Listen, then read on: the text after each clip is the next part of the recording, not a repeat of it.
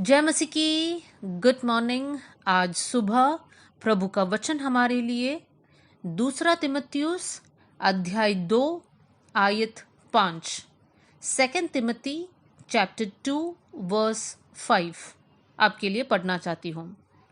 फिर अखाड़े में लड़ने वाला यदि विधि के अनुसार ना लड़े तो मुकुट नहीं पाता। यहाँ पर पौलुस तिमुथियुस को एक चिट्ठी लिखता है और वहाँ पर तिमुथियुस को समझा रहे हैं कि एक विश्वासी या प्रभु का सेवक का जीवन कैसे होना है। कल हम लोगों ने इसी अध्याय का तीसरी आयत पर मनन किया जहाँ पर लिखा है कि हमें यीशु मसीह के अच्छे योद्धा के समान दुख उठाना है। तो वहाँ पर हमने अच्छा योद्धा पर मनन किया। आज हम लोग 5वीं आयत पर जो शब्द पर फोकस कर रहे हैं वो है अखाड़े में लड़ने वाला। यहाँ पर लिखा है जो अखाड़े में लड़ता है उसको नियम के अनुसार लड़ना है। अगर वो नियम के अनुसार नहीं लड़ता है तो उसको मुकुट नहीं मिलेगा।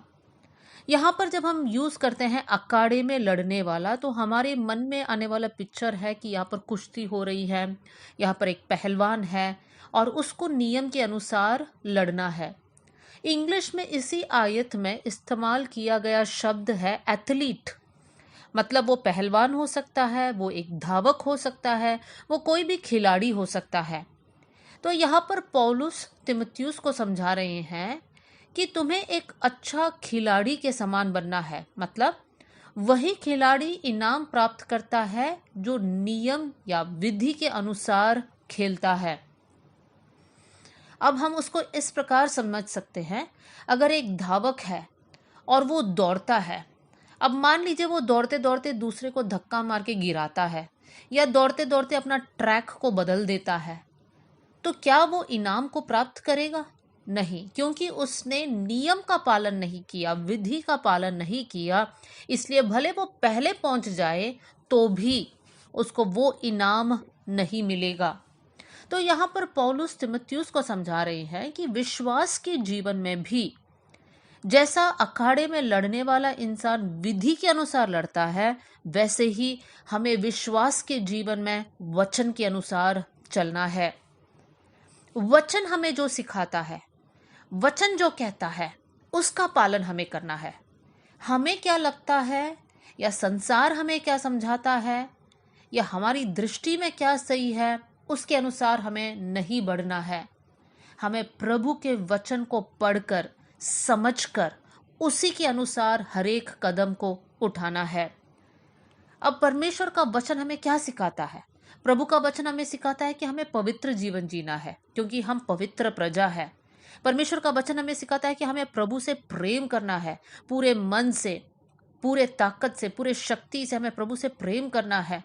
परमेश्वर का वचन हमें सिखाता है कि हमको प्रभु को पहला स्थान देना है, प्रभु के वचन के प्रति आज्ञाकारी रहना है, उस क्रूस को उठाकर हमारे मसीही जीवन को चलना है।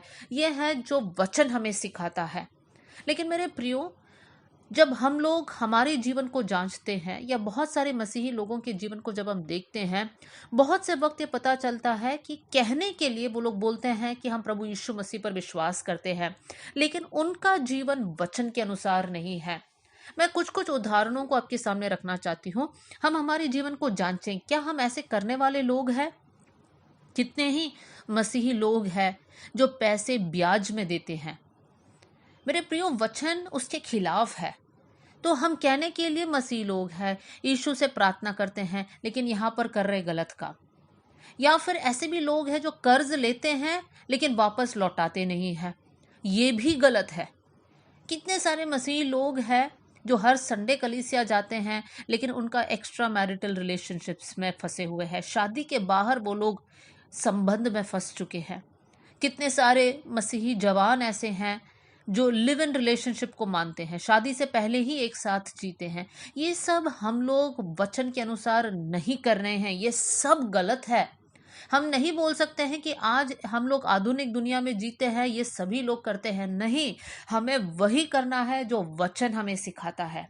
हमें अपवित्र जीवन नहीं जीना है मेरे प्रियो। अगर हम लोग समझौता के जीवन को जिएंगे तो अंत में हम स्वर्ग राज्य में प्रवेश नहीं करेंगे। वही पौलुस तीमुथियुस को समझाता है, तुम विधि के अनुसार नहीं लड़ोगे तो तुम्हें इनाम नहीं मिलेगा। मेरे प्रियो, हम वचन के अनुसार नहीं जिएंगे तो उस अनंत जीवन में हम प्रवेश नहीं कर पाएंगे।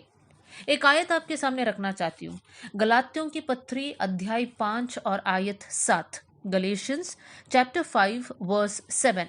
यहाँ पर पौलुस इस कलीसिया के लोगों से एक सवाल पूछता है और वो ये है, तुम तो भली बाती दौड़ रहे थे, अब किसने तुम्हें रोक दिया कि सत्य को ना मानो।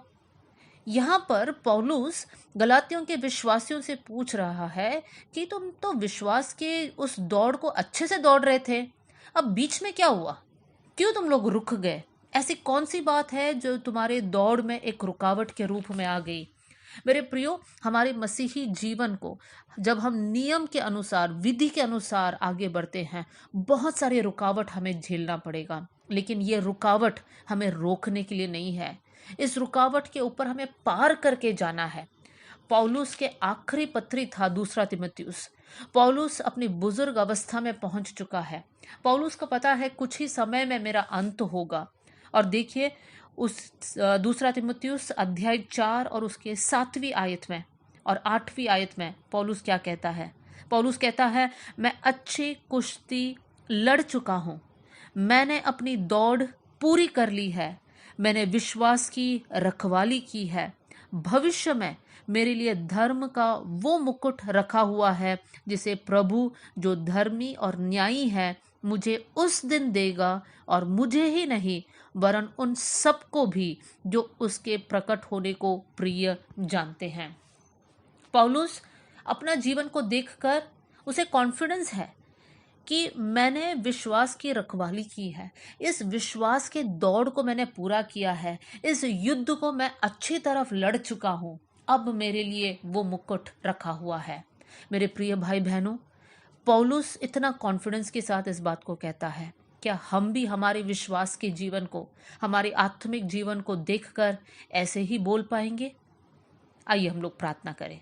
स्वर्गीय पिता, आज का वचन के लिए मैं धन्यवाद करती हूँ प्रभु जी।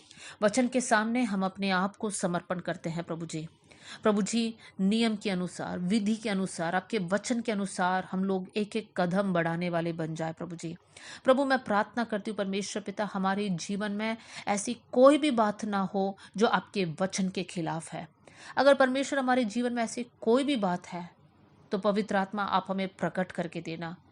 प्रभु, उन सारी बातों को छोड़कर हम सही मार्ग में चलना चाहते हैं। वचन सुनने वाले हरेक जन, प्रभु, इस डिसीजन में आने के लिए आप मदद करना। हरेक के ऊपर आपका आशीष का हाथ होने पाए। आपने हमारी प्रार्थना सुन लिया, इसलिए धन्यवाद। आदर और महिमा आपको देते हुए यीशु के नाम से हम मांगते हैं, amen. God bless you all. जय मसीह की।